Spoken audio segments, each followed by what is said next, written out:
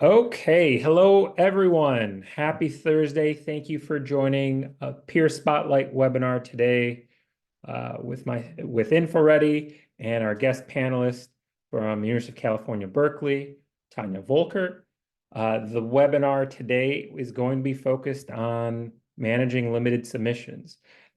Tanya has a full presentation that she'll be going through. Allow me to introduce you to Tanya Volkert. She's a program manager for limited submissions at the University of California, Berkeley. But a little bit more about Tanya. In her role, she manages internal competitions for limited submission funding opportunities. Prior to joining Berkeley, Tanya worked in research development at Rutgers University, where she managed internal ideation and seed funding programs in addition to limited submissions. Now, Tanya has used InfoReady for internal competitions since 2019. That's 5 years of using InfoReady. So lots of experience, lots of knowledge and wisdom to share on the webinar today. Because she has transitioned manual administrative processes at 2 institutions and putting them into InfoReady. So you're going to hear lots of good feedback, lots of good ideas on how to manage processes in InfoReady. With that, I will turn it over to the star of the show, Tanya Volkert. Thanks, Carlos. So, hi, everyone. Thanks for coming to hear about some of the tips and best practices I've learned about using InfoReady for limited submissions over the past 5 years. Thanks for doing that math there for me. It still feels like I've only been doing it for 1 year, so time goes really quickly. But hopefully some of the lessons I've learned will translate to your own processes and can help improve the workflow you're doing in the ways that I've tried to improve our own here at Berkeley. Next slide, please. So limited submissions, I think, are a really unique use case in the InfoReady system for a few reasons. The primary one is the number of competitions that we are working with when we're doing limited submissions. I'm often posting multiple competitions a week to InfoReady, sometimes multiple in a single day, depending on what funding opportunities are coming out. And sometimes those competitions are really time sensitive due to the quick turnaround time between when we learn of the funding opportunity and the sponsor's earliest deadline. So we need to move really quickly on limited submissions sometimes. So the ability to post competitions quickly is really important. But in addition to quickly posting, it's also important for them to be efficiently posted because of the volume that we're working with.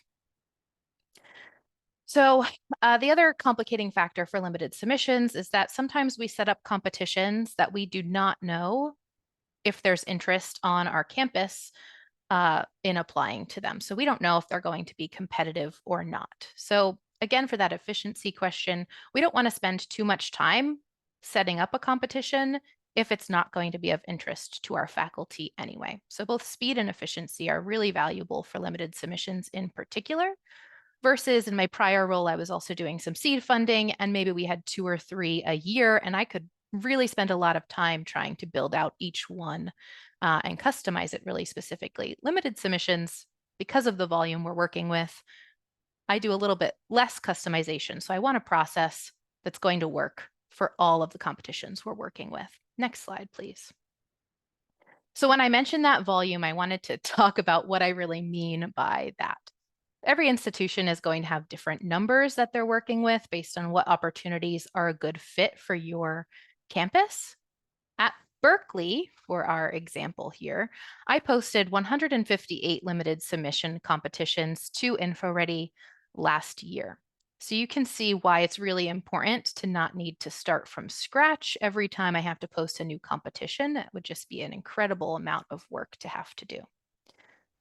Of those 158 competitions, 103 of them received some number of applications.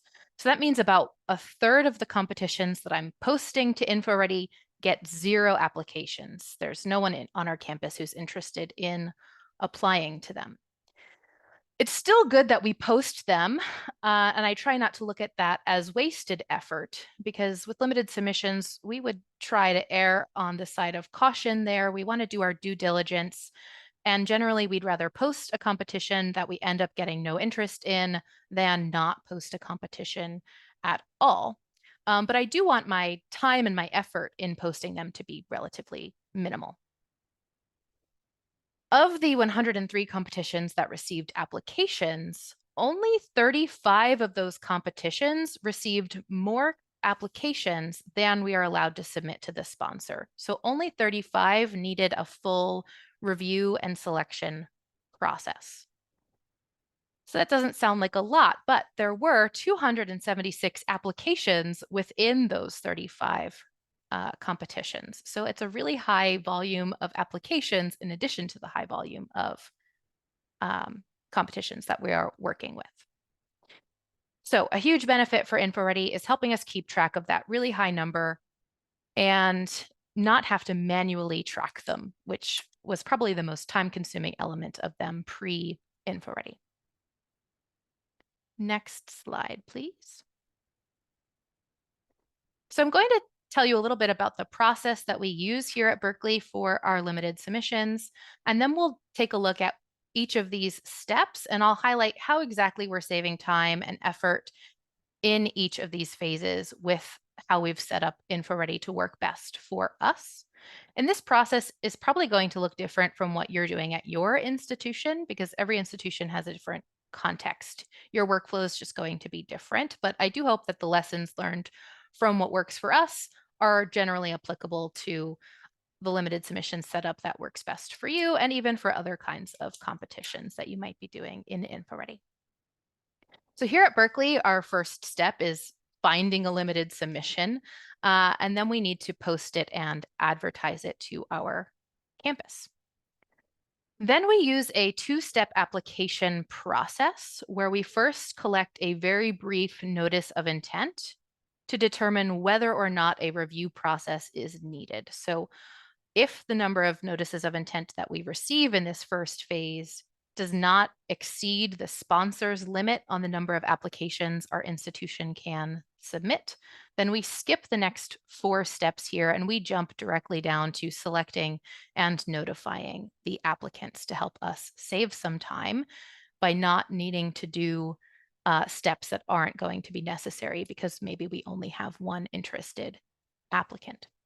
It also saves time for our applicants to do this notice of intent strategy because they don't have to spend the time to create their 2 to 3 page campus application. Instead, they can just get the approval and start working directly on the application that will go to the sponsor. So using this notice of intent stage really helps me with my administrative work and reducing it, and the applicants really appreciate when we're able to do this step.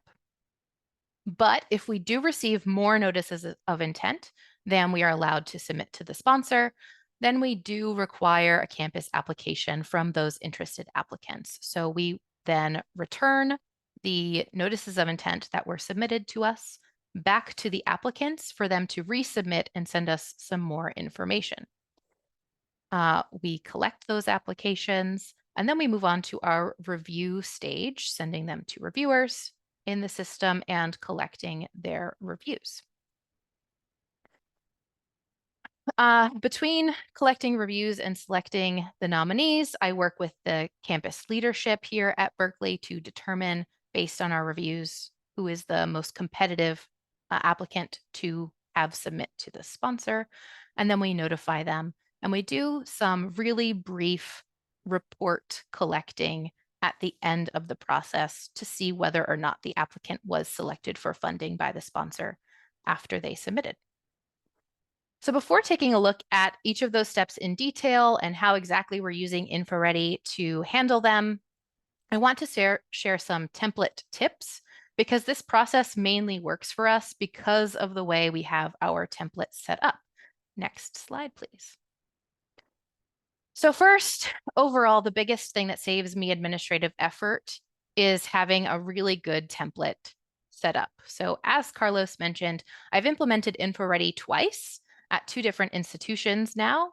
And my second time here at Berkeley went a lot more smoothly than my first time because I had a better sense for what I needed to collect and what information I wanted as the administrator to get out of the system. So that helped inform how I needed to set up my template from the start. So I really encourage you, whether you are yet to implement InfoReady or you've been using it for years, take the time to rethink your template to make sure you're getting what you need out of it. I update my templates a few times a year with things that I've realized will improve my existing system. So even if you set up a template and you think it works well, remember to keep going back to it to try and find those efficiencies. So for me, I want a template that is going to need small, relatively minimal, simple changes for each competition because I'm posting so many. And I need a template that's going to work for multiple scenarios. So for example, whether I get 1 notice of intent response or 10, that template needs to work for both situations. And I want a template that can be updated piece by piece. So when I post a competition, I don't usually know how competitive it will be or whether it will be competitive, whether it will receive any applications to it. So I don't want to spend time setting up stages of my process that I'm not going to end up needing. So I don't want to waste that very valuable time and effort. So I want my template to be set up so that I can edit it and customize it piecemeal in order to save me time in the long run.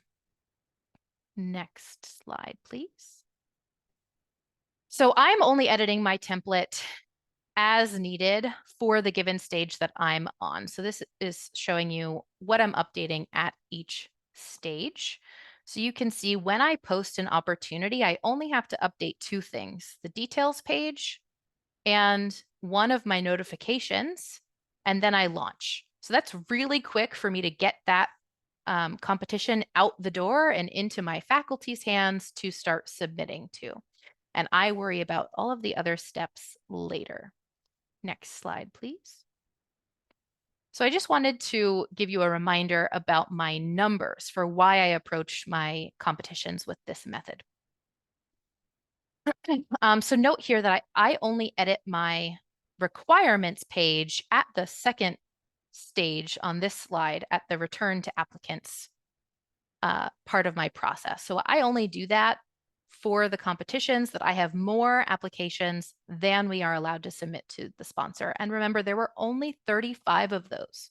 Compare that to the number of competitions that I posted, which was 158, and you can see just how much time I'm saving by not needing to edit the requirements page for the full 158 competitions that I post.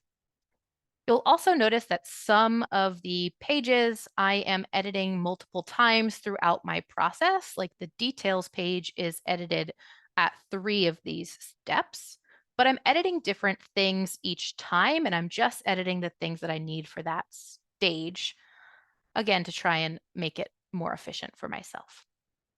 Next slide, please.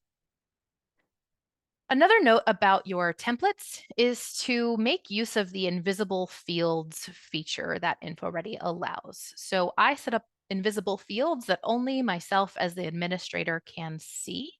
And that's something that I didn't think through at all in my first implementation of InfoReady that I set up here at Berkeley on day 1, because at the end of my time at my prior institution, I knew a little bit better what data I wanted to be able to report on over the long-term span of using InfoReady for my limited submissions. So again, whether you've implemented already or are thinking about implementing InfoReady, think about the characteristics or trait that you might want to be able to report on or filter by at the end of the year, and make sure you've added space to capture it for yourself. And it doesn't need to be visible for the applicant. You can make things that are only visible to you.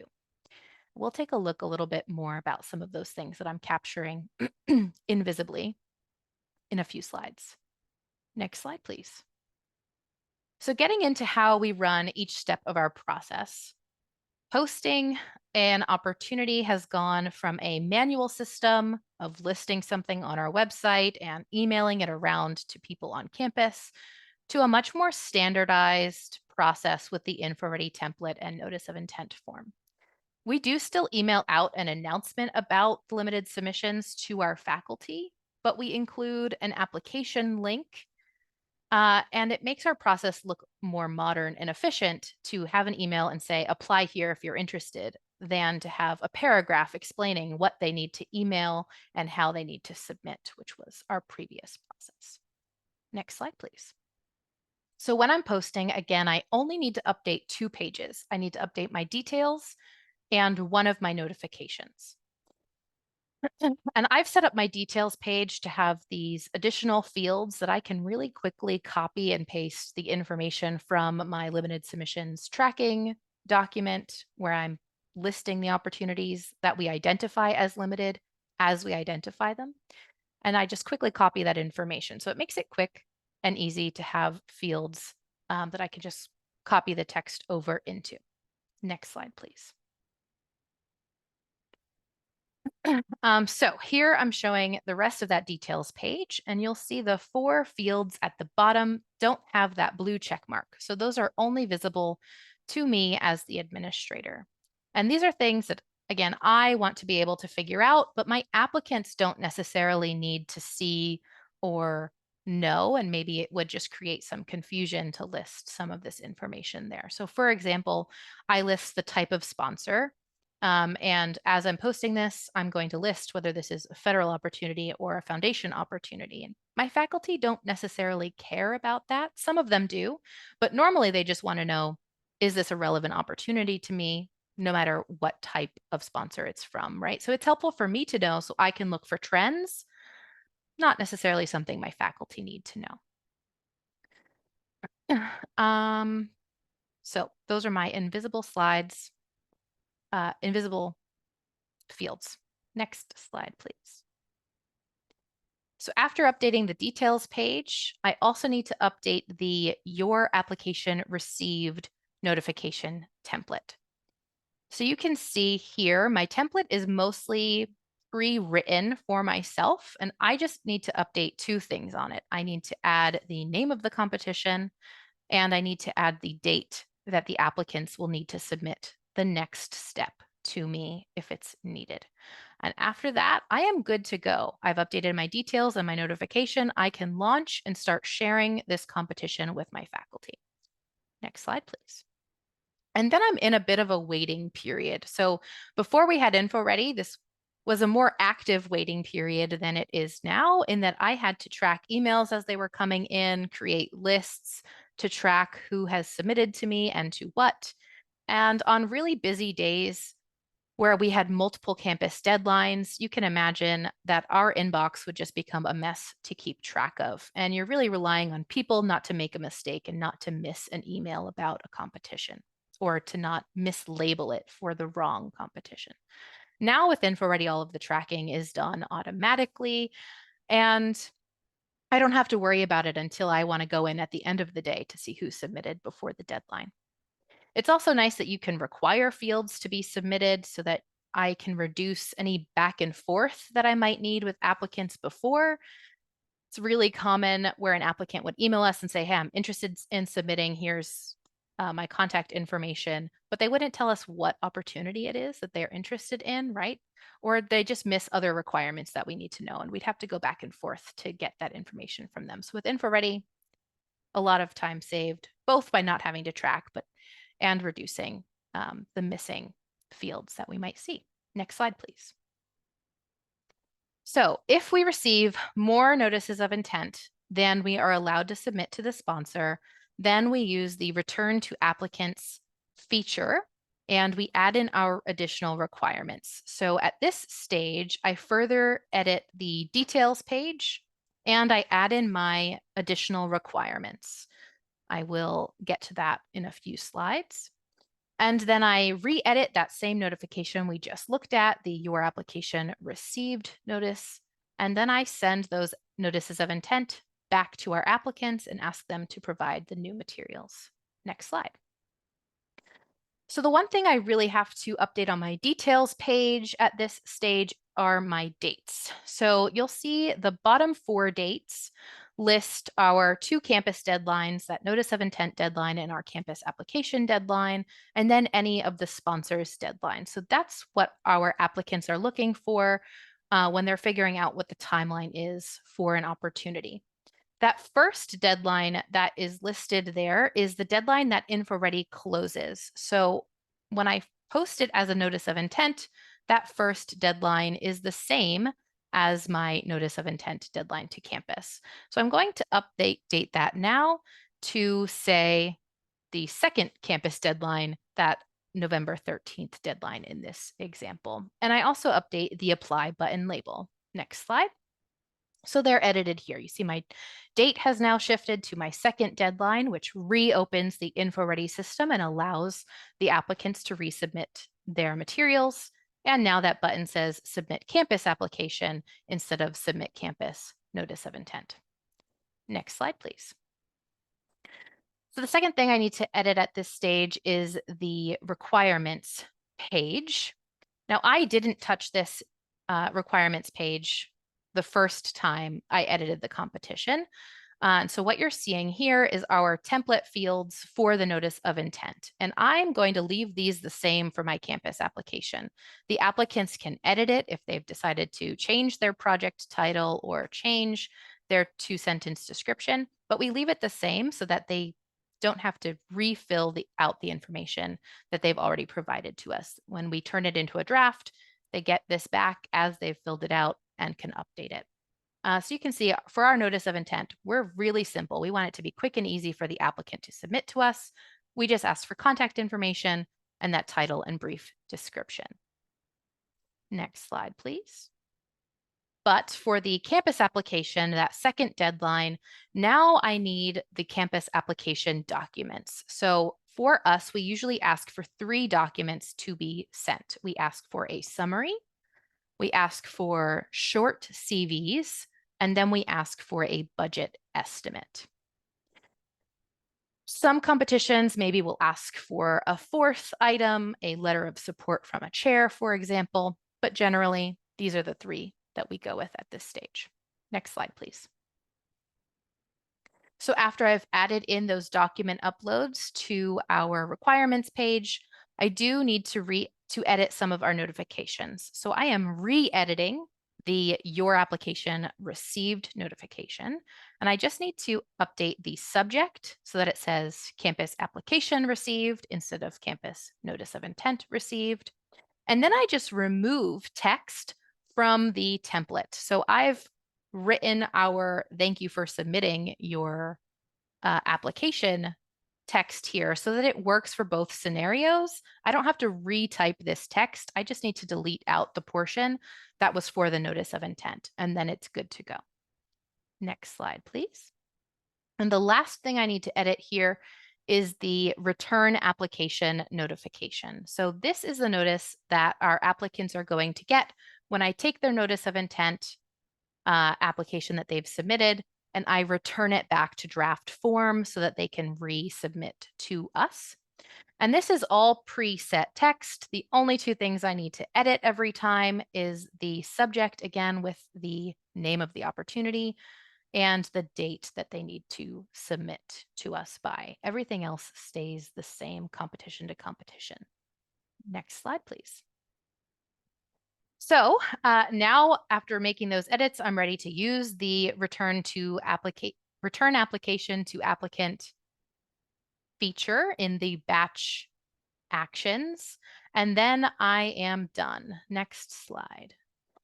And I go back into my waiting mode, which InfoReady again has made much easier. I no longer have to monitor for those emails, download out attachments, combine them into a single PDF and save them somewhere.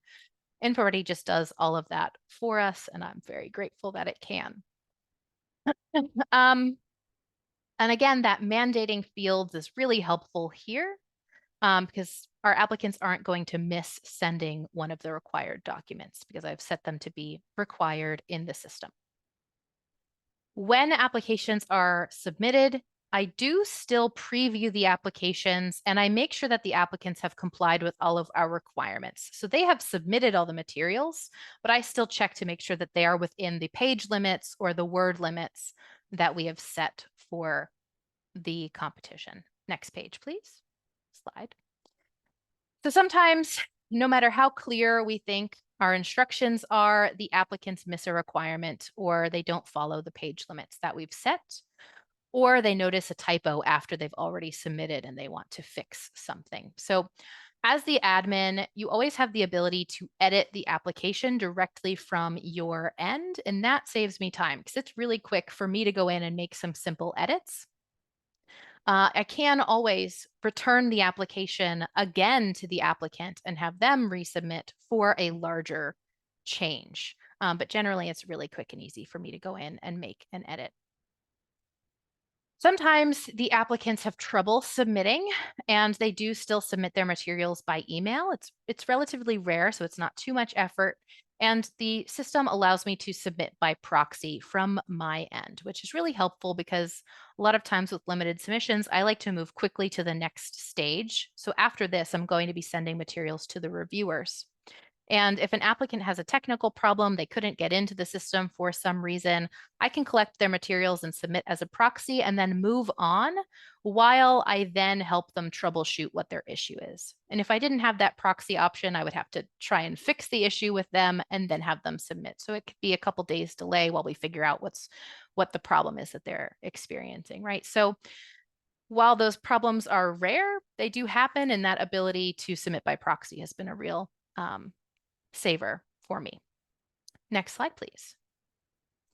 So once the applications have been submitted and I've done my preliminary compliance checks, I'll then work on sending them to my reviewers. So this is when I go back and edit the competition again, and now I'm editing my routing step and my reviewer notifications.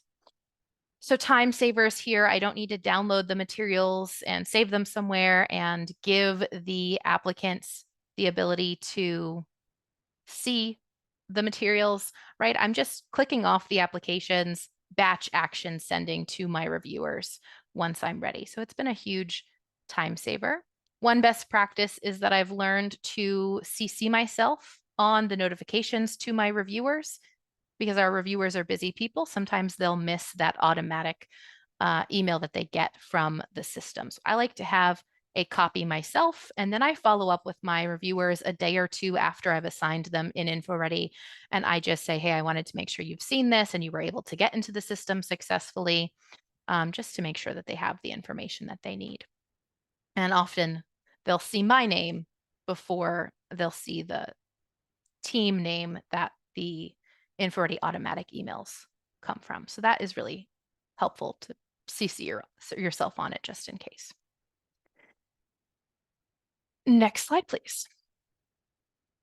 Okay, so let's take a look at what I need to edit here as I'm sending my materials to the reviewer. So one thing I've learned in my latest iteration of updating my template is to set up multiple concurrent routing steps in my template.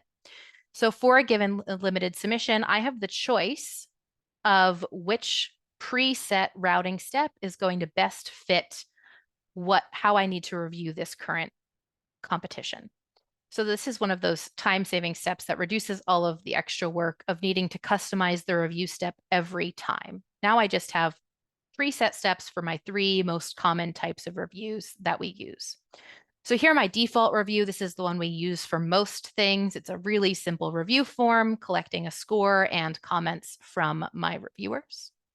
The second one here is my review committee meeting. Sometimes in our process, we don't collect individual written reviews from our reviewers. Instead, I attend a committee meeting and I take notes and I submit them a summary of the notes from all of the reviewers into InfoReady for myself. So that's what we use that second step for. And the third common type of review that we do is to share the application with another office on campus and get their feedback on it, but they're not part of the review committee and they don't provide a score. So for example, I use that third step to share materials with our foundation relations team, who sometimes want to capture the feedback that they want to share with the applicants right in our same system. Next slide, please. So I'll choose the routing step that I'm going to use for this competition, and then I will edit the reviewer instructions as needed. I always provide links out to the RFA or the sponsor's website and some opportunity-specific review criteria and instructions. Next slide, please.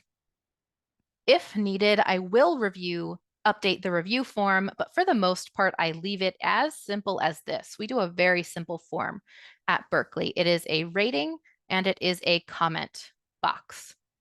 But sometimes I could add a solicitation specific question here, like how well does the applicant respond to X criteria in the sponsor's guidelines? But usually I don't have to touch this at all before I'm ready to send to my reviewers. Next slide, please. So after making those edits, I go in and assign my reviewers, and I get to go back to my passive waiting phase of waiting for those reviews to come in to the system. Next slide, please. As with the applicants, sometimes our reviewers will run into issues submitting their reviews, or they might realize that they've made a mistake and need to edit something after they've submitted. So in my reviewer instructions, I always tell them to email me if they've discovered an issue with their review and need to update it. And then usually I just go in and update what they've told me to do.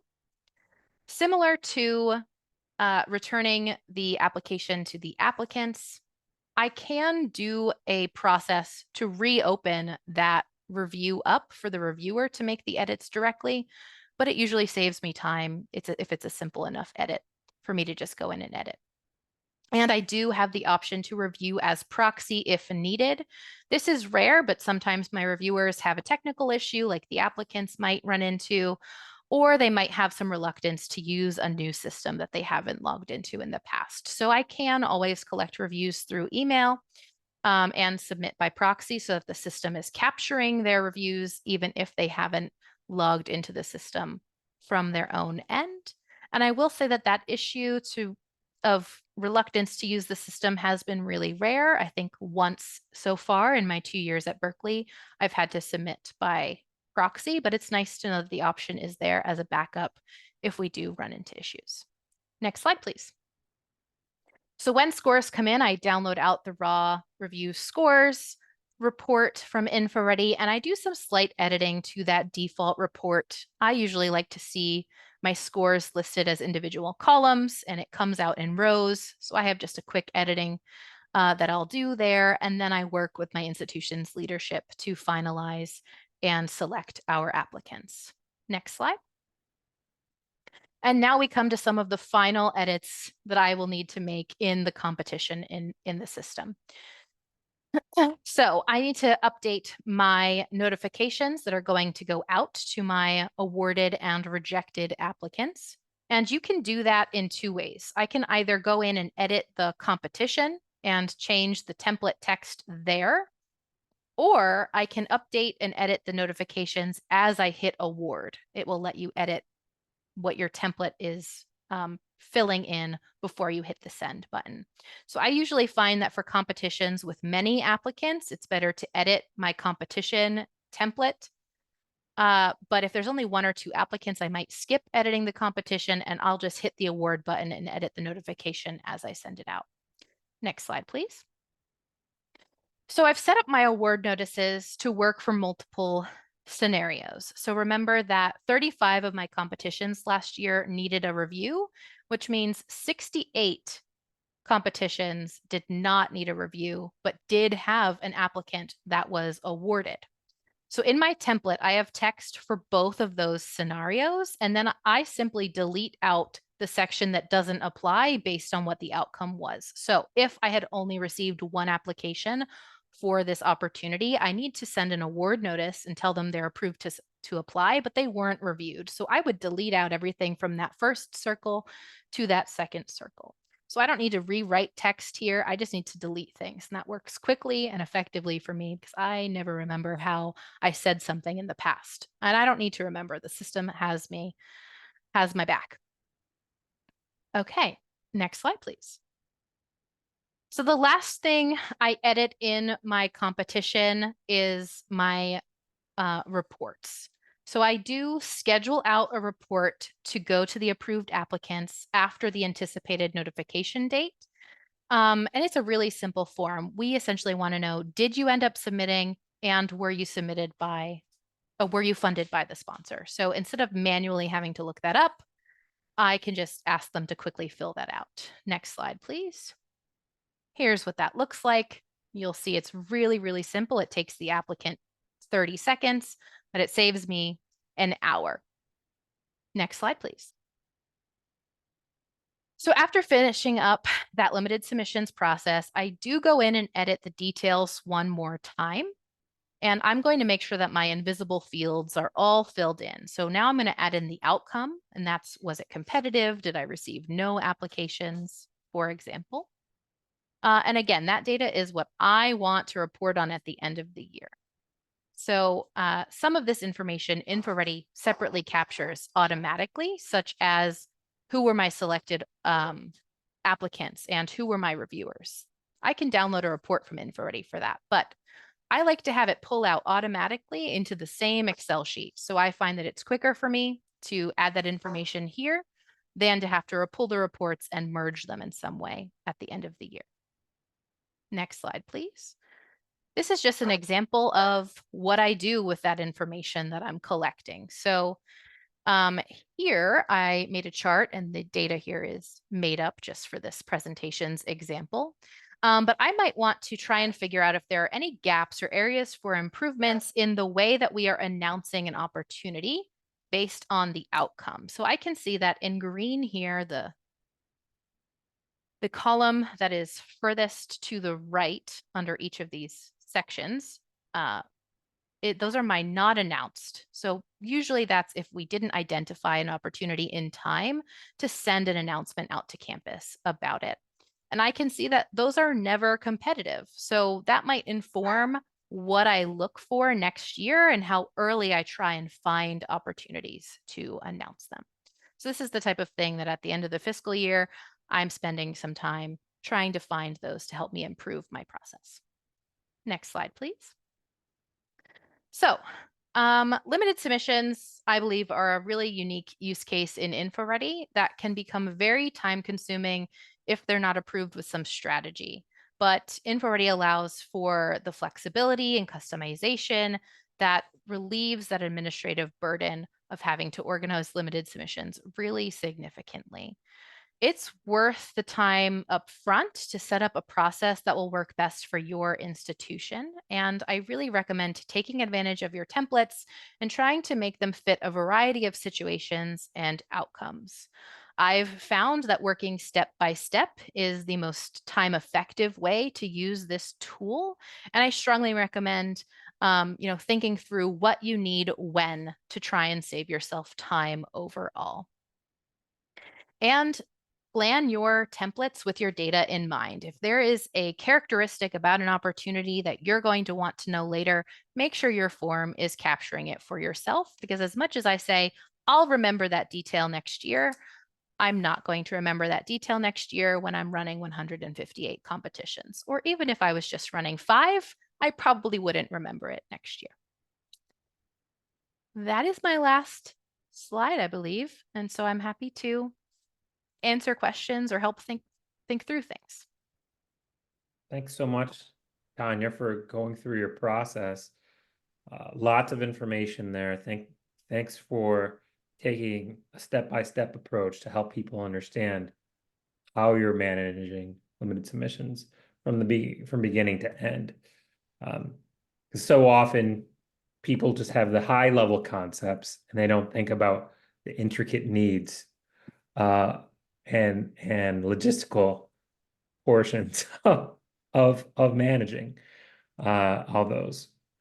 Especially, I mean, you emphasized the point that you had over 150 that you're managing.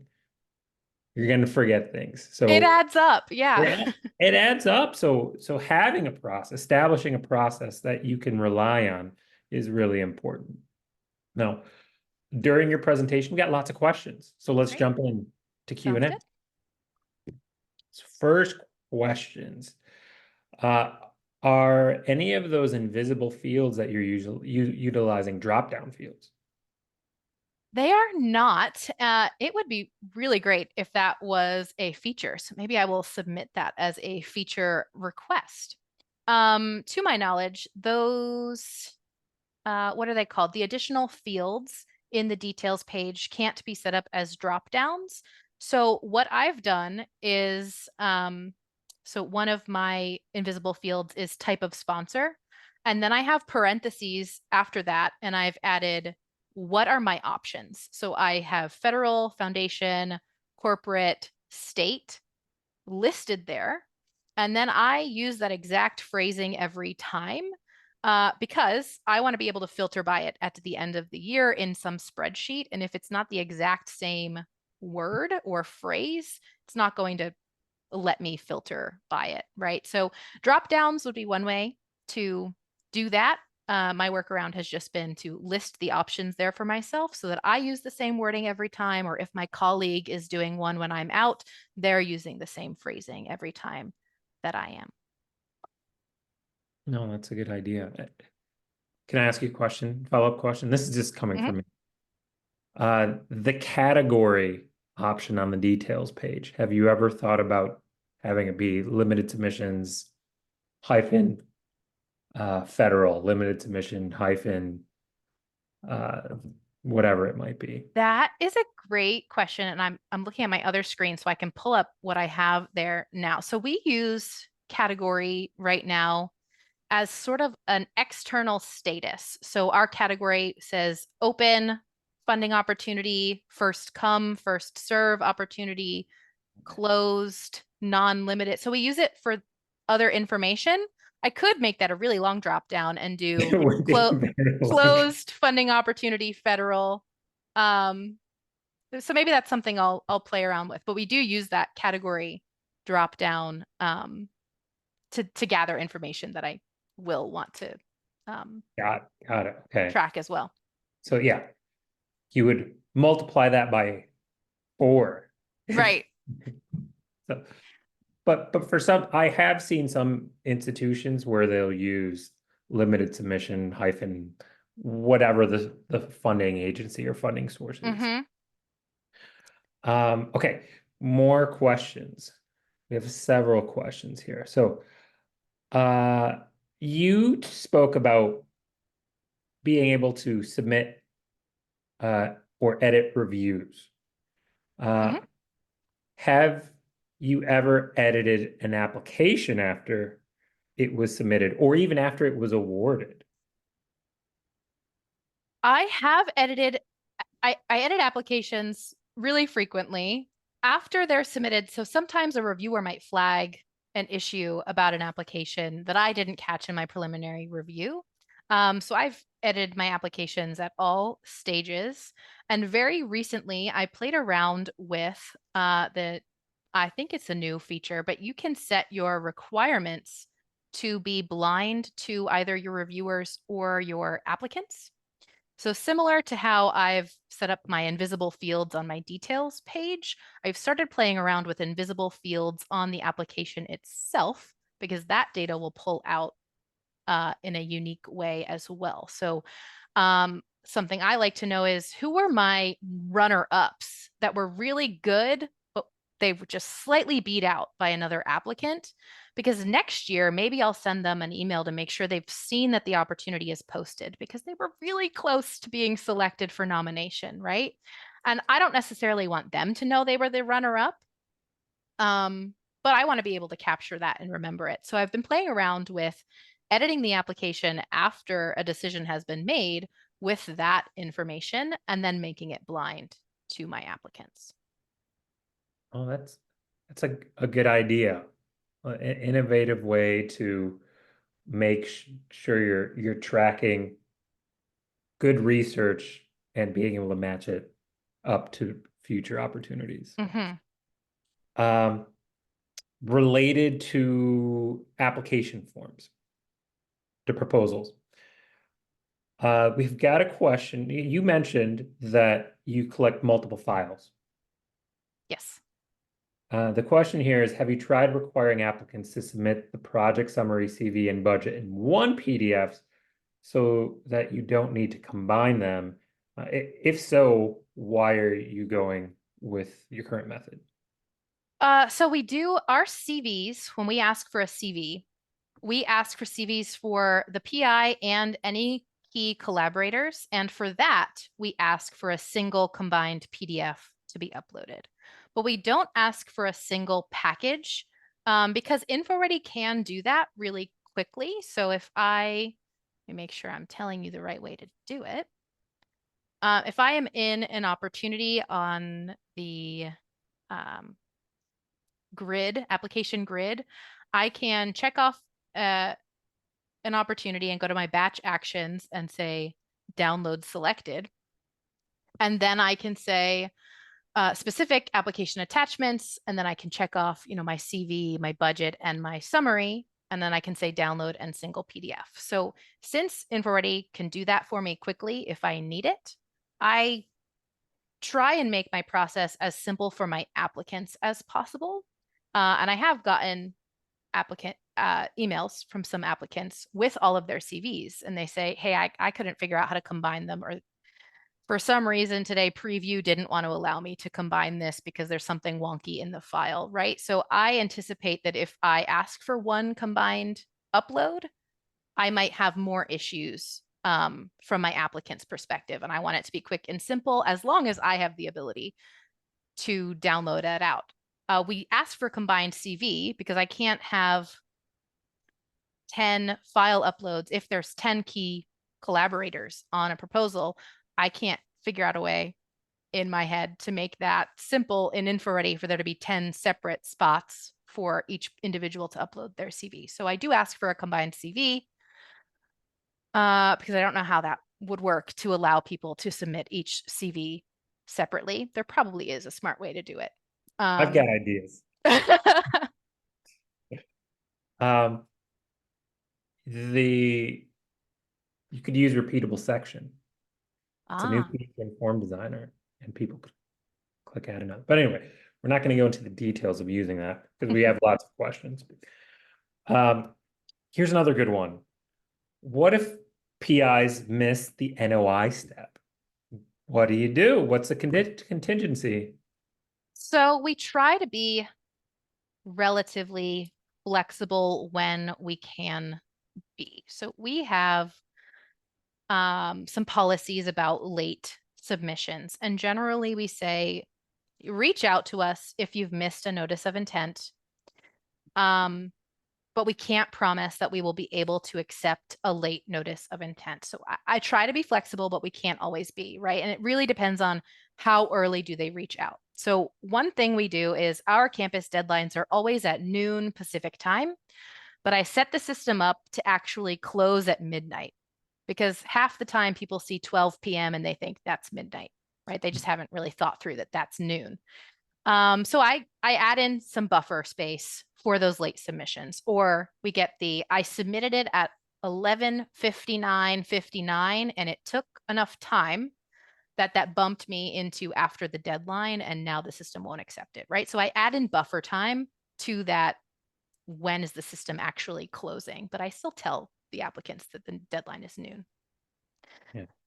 The reason why we can't promise that we can accept late notices of intent is that if I'm in a case where I only received one notice of intent, typically by the next day, I've approved that applicant to submit to the sponsor, because if we don't exceed the solicitations limit, we're not going to require that next phase. But if they reach out right away, usually we can say, okay, we can accept it. If we received 4 notices of intent and we are only allowed to submit 1, so we're waiting to receive campus applications, we try to give a couple days buffer to accept a late notice of intent. It's a little wishy-washy, and I wish we could be a little bit more strict on our policies. I am a rule follower and a deadlines person. I never miss a deadline, usually. I think I got my slides to you late, however. So do as I say, not as I do, but usually I don't miss a deadline. And I have a hard time accepting late notices of intent, but sometimes someone just didn't learn about something. So we try and be flexible where we can. But if we've already moved on to the next stage, the applications are already with reviewers or we've already approved someone, there's nothing we can do if we've already moved on.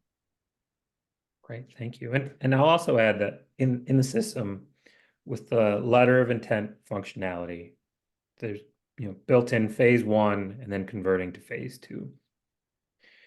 If you have people who were unable to submit their letter of intent, notice of intent, the system has a feature where you can allow additional applicants to submit to phase 2 who did not submit to phase 1. So there's the option built in there to give you the flexibility to open it up to more people as well. For anyone who, I know everyone has a slightly different process, just putting that out there for people. We've got another question. This one, it goes to your experience implementing InfoReady at multiple institutions. So do you have any recommendations for, 1, convincing others on campus to utilize InfoReady, and 2, for transitioning limited submissions from an old platform to InfoReady? Yeah, so for the first part of that question, convincing others to use InfoReady, I'm curious if you mean to convince other administrators to use InfoReady to administer their competitions, or just getting that applicant and reviewer buy-in to actually use the system that you are launching.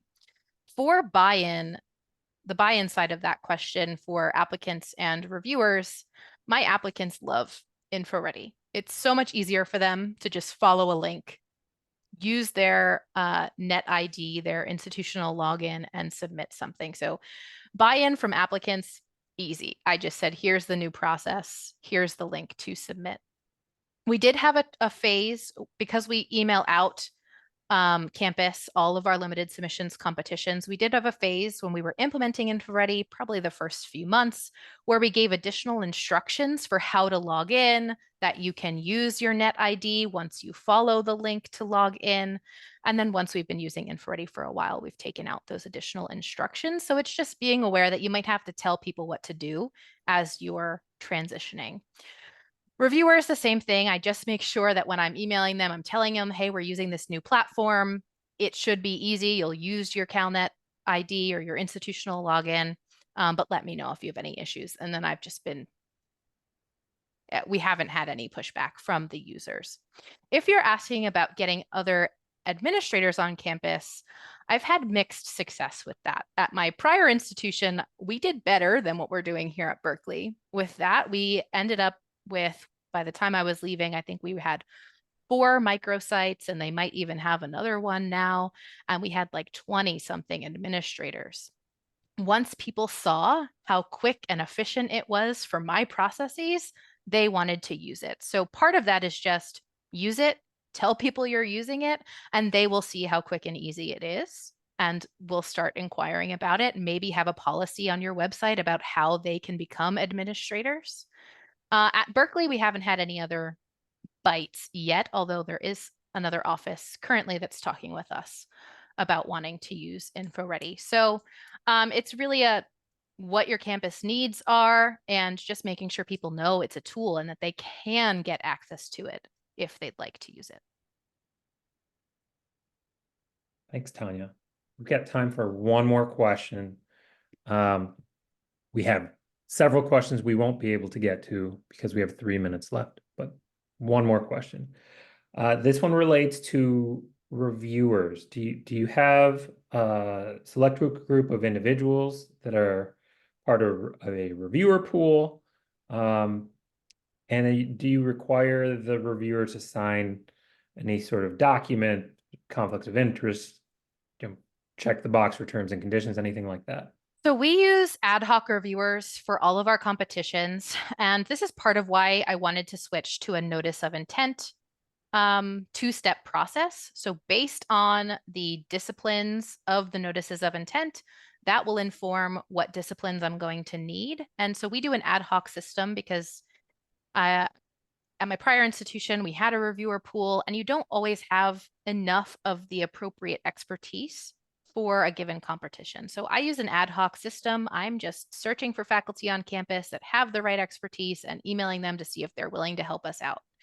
And luckily, my colleagues are really nice and collegial, and a lot of the times are willing to do that service for us. And I have already forgotten the second part of that question, Carlos. It was, are we using ad hocs and? Oh, yes. The second part of that is whether they're having to, how are you handling any sort of conflict of interest? Ah, But so yeah. we do, they don't have to sign anything, but when they are sending in their notices, we use the checkbox feature. And so we ask them to check a box that says they have let us know of any potential conflicts, that they promise to keep the information confidential. And they have to click that box in order to be able to submit to us. And then there's instructions there to email us if they haven't yet disclosed any potential conflicts. I forget Thanks what so that, much. I forget what those check boxes are called, Carlos. Acknowledgement statement. The acknowledgement statement, yes. Well, we're at the end of our time here. I have some things to show on screen because we've got some upcoming webinars. Before I talk about these, Tanya, thanks for answering so many questions. Very helpful, giving additional details there. There are several questions we didn't get to. We'll follow up with those folks. Also send them to you, Tanya, to see if you're interested. And we can continue the conversation offline with those people. Perfect. So thank you for joining the webinar today. We have more webinars in the future. In a couple of weeks, we have a training webinar on routing steps. So always very popular, figuring out how to optimize the workflow for review and approvals. So definitely join that webinar if you can. And then in December, we have a What's New webinar where we'll be going over new features and functionality that have been released over the last 2 or 3 months. So that's a good one if you want to see what's coming up, what's new, and how you can use it. Lastly, if you want to reach out to us, follow up with questions or anything, if you're thinking about using InfoReady, please contact my colleague Max Dinerman. If you're using InfoReady already, feel free to email me or the support team. We can answer questions you might have or work through some ideas on how to build the form or whatever it might be.